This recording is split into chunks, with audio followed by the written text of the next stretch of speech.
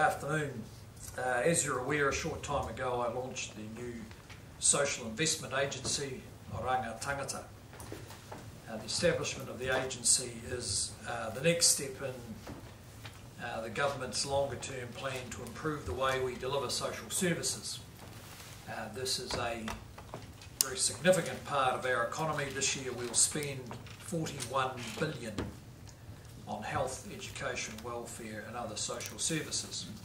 So the capacity to improve the lives of many New Zealanders is very significant.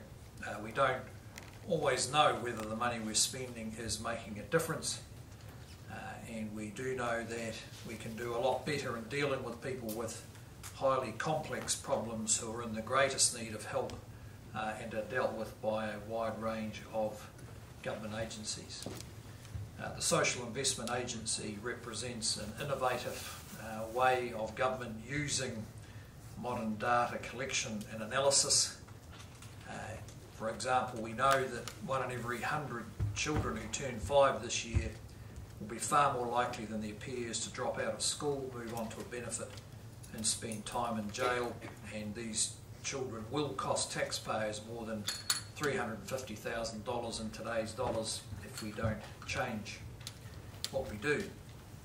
The job of the social investment agency is essentially a back office job, and that is to help government agencies better understand the needs of their customers and how to change those needs. One of the agency's most important jobs will be to help social sector agencies shift away from just focusing on their specific area of delivery to understanding the people whom they support as customers whose needs they should see in a more holistic way. We've also set up a new social investment board comprising the Chief Executive of the Ministries of Education, Health, Justice and Social Development. It's chaired in the interim by State Services Commissioner Peter Hughes. At the launch I made it clear that if the government is re-elected,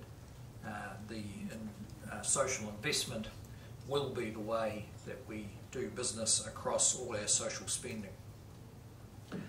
Over the weekend you've also seen that Todd McClay announced the launch of free trade negotiations with the Pacific Alliance countries, Mexico, Chile, Colombia and Peru. And I want to thank Todd for the extensive work he's done on promoting this prospect for New Zealand alongside the work he's done on the TPP-11. Better market access to these markets and lower tariffs have the potential to be of real value for New Zealand exporters. We've learned that wherever we open the door to our exporters, they go through that door and take the opportunities. The Pacific Alliance countries have 221 million consumers and a combined GDP of US 3.85 trillion. An FTA with the Pacific Alliance would help the government reach its ambitious Trade Agenda 2030 target launched earlier this year of covering 90% of our goods trade under free trade agreements by 2030.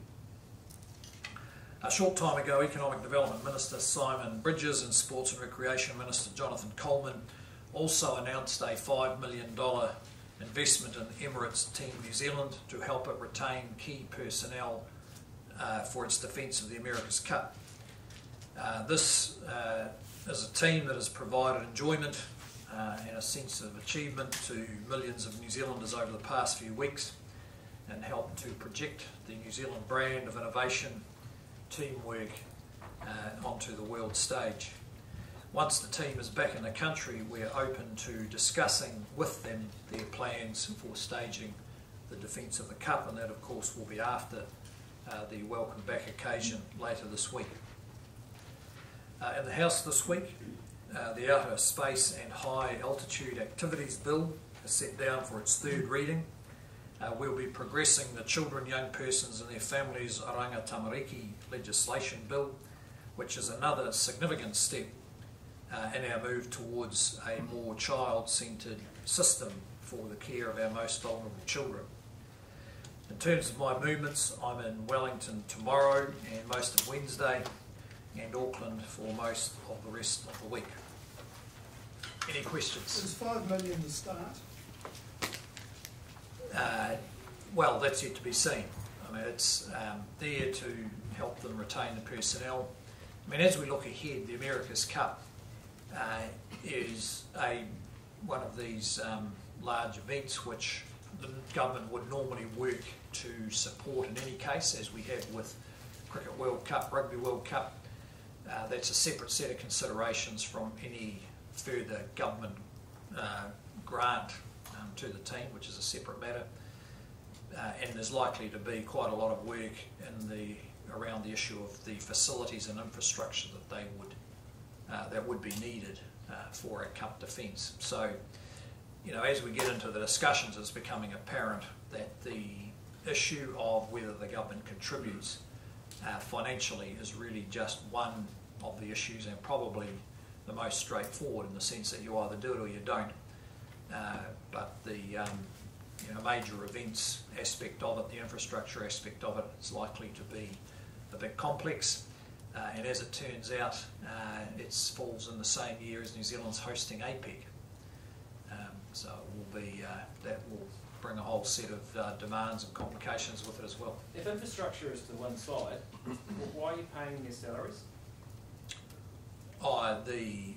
In this case, because they don't have any cash and want to retain the team at a time when they're vulnerable to being recruited by other challenges. So we don't pay salaries to other sports teams, do we? Well, all our elite athletes we do, yes. Given that the government did give a grant to Oracle 4 years ago, and given that most people see the America's Cup as a huge showcase for New Zealand technology and innovation, is there a case for the government giving Team New Zealand money to develop and build a new boat? Well, you think that this, again, we don't want to get ahead of what's going to be a range of issues to deal with, but with respect to the innovation part of it, that would be dealt with on the kind of the criteria through the Callaghan Innovation, who I understand contributed to Team New Zealand in the same way they contribute to a lot of other New Zealand businesses, including those who may have been servicing other America's Cup teams. So that's all dealt with on its own merit, separate from issues as to whether the government's financially contributing sponsorship. Will the government have a say in where the regatta is held? Well, that's I think that's yet to be seen. Look, with these kind of arrangements, there's always the business of the issue of deciding how involved you get in it. They'll have their own set of commercial arrangements. We all have an interest in success of the whole thing, so that will be discussed once we get further down the road. If it were to be held at the same time as APEC, do you think Auckland could have the capacity to host 2 events? Well, it may be part of an early discussion as to work out when the peak APEC activity is, because APEC goes on all year. I think there's something like 23 meetings of all 20 ministers or however many countries it is, goes all year. So, of course, you wouldn't want to be putting more pressure on in Auckland in 2021 than is necessary. So does that indicate a government preference perhaps for Wellington or Christchurch? Oh no, we haven't got into that. I don't think it's that realistic to have the actual finals anywhere else. But I've heard various speculation that the team might want to, in some way, bring the aspects of the event to the rest of New Zealand. But it hasn't been discussed in any detail. Do you think the pressure of APEC and the regatta could bring forward some projects in Auckland, roading projects, rail projects? Well, possibly. I mean, this is a pretty recent addition to the exciting future in Auckland, and we've been working with the City Council on whether the current plan meets Auckland's requirements. Just remember what we have in place at the moment is Auckland Transport Alignment Project, ATAP, which is a 10-year, 24 billion pipeline of work.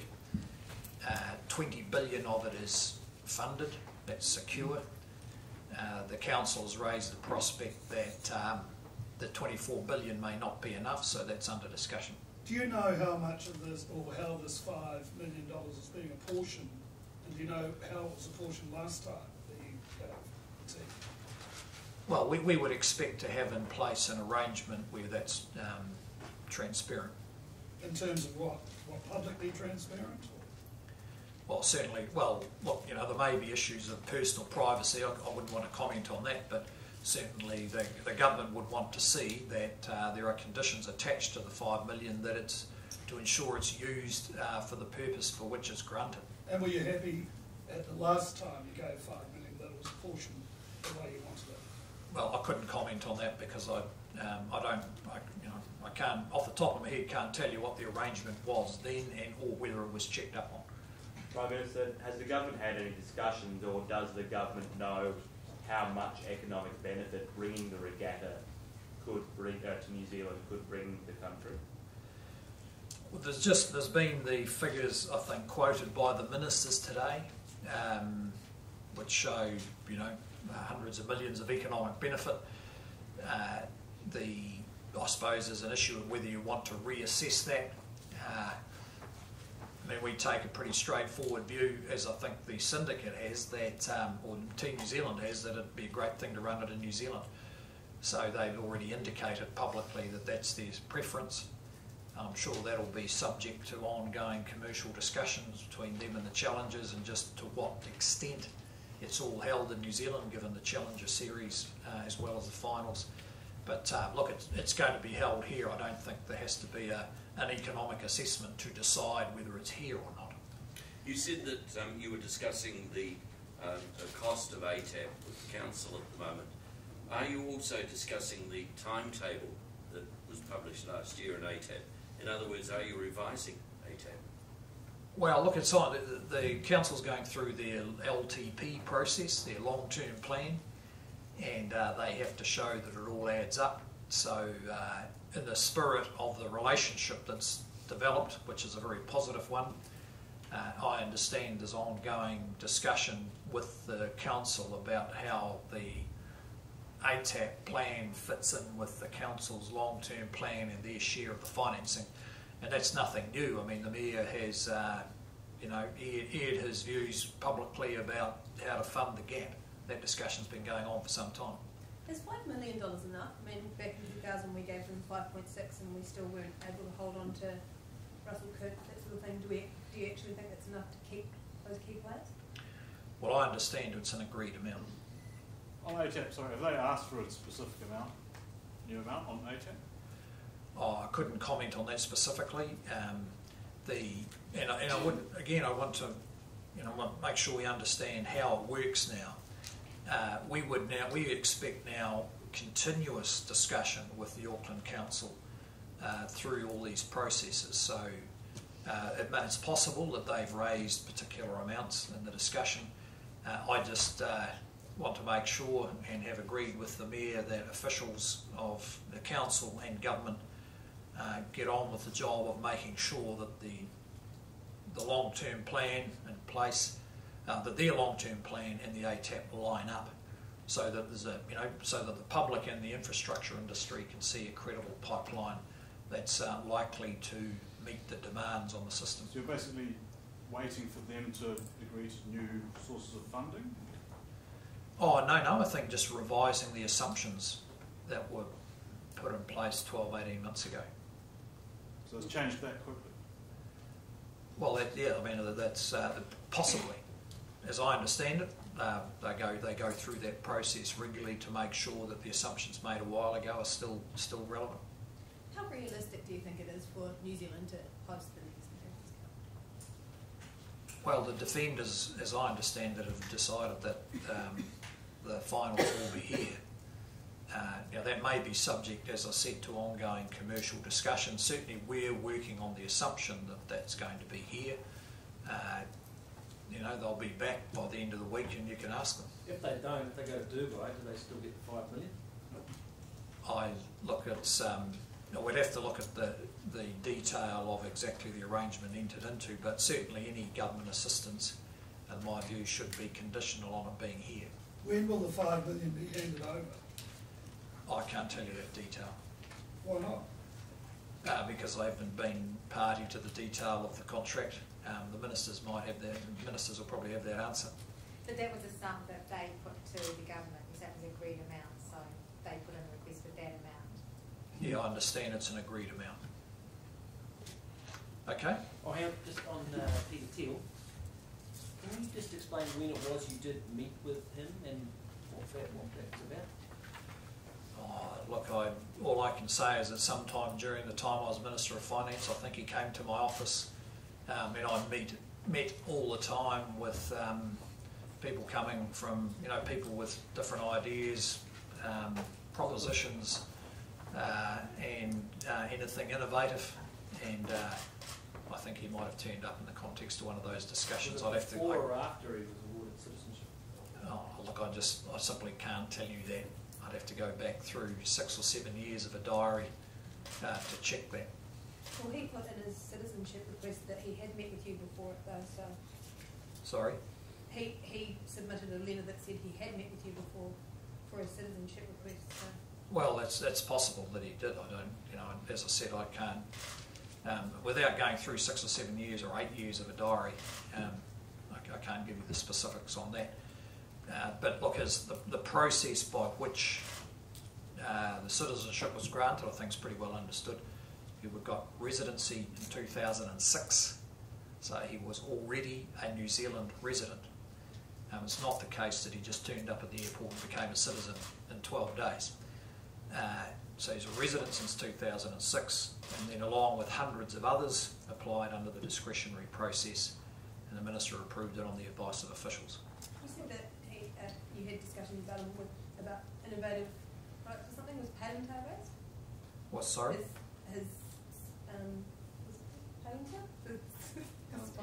Look, as I said, I've got I think I met with him once in my office. I couldn't tell you when it was or what was discussed.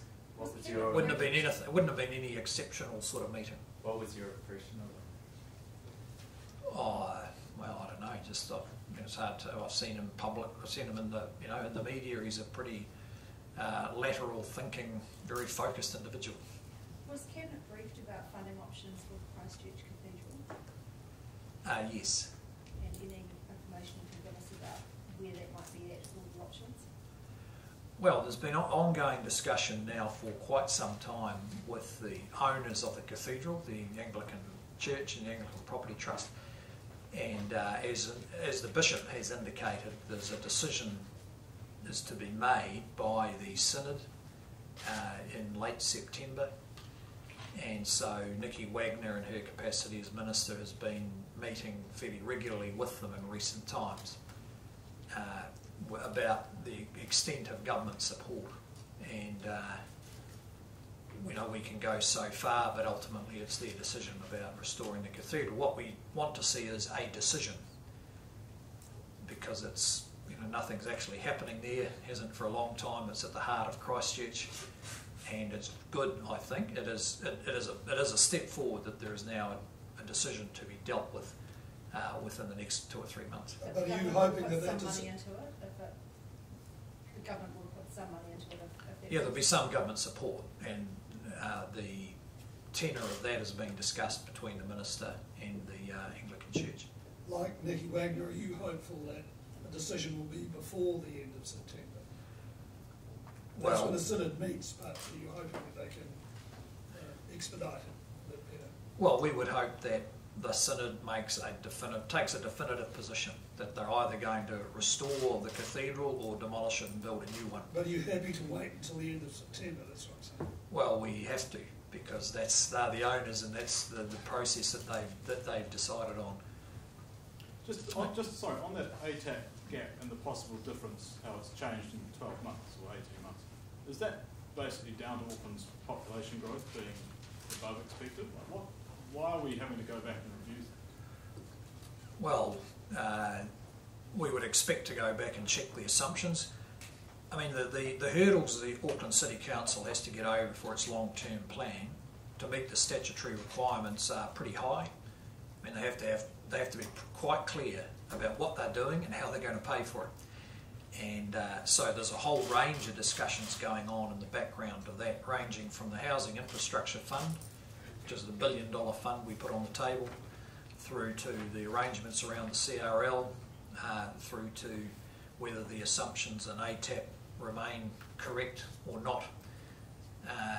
So, you know, it's a very constructive process, I have to say, and is yielding increasing certainty about the length of the pipeline and how it's going to be funded. But they would have had to be pretty certain 12 months ago when they came up with the 24 billion. So is something happened, like population growth, that we just weren't expecting? Well, I think that's what will come out of the exercise, if there is or there isn't. You know, I think the ATAP goes back now about 18 months or 2 years, so it may be the assumptions are a couple of years old. Again, look, I wouldn't want to give you the, you know, I'm not sitting there negotiating with the Mayor. It's being done by officials, but the Mayor and I are clear on the need to align the long-term view in ATAP that's already there and the Auckland City plan, because if we can get those aligned, we've got a pretty powerful common view about which projects need to be done and how they're going to be funded. And I think that's the kind of confidence the public want to have, and the kind of certainty they want to see. Prime Minister, can I ask, what is up with your press secretaries getting up and leaving midway through the conference? Is that a signal that we're asking too many questions, or that you don't like the questions that we're asking? I have no idea. I'm quite happy to answer your questions. I think they're excellent questions. Is this in the spirit of the democratic process, do you think? Yes, I think so. I think people are free in the democratic process to enter or leave the room as they wish. So this isn't something that you've arranged with them? Well, I think these are less impressive questions than the ones we've had so far. No, I don't arrange with my press staff whether they leave or stay in the room. I'm sure if they do their job very professionally. And I think that's probably wrapped up the questions. Thank you very much.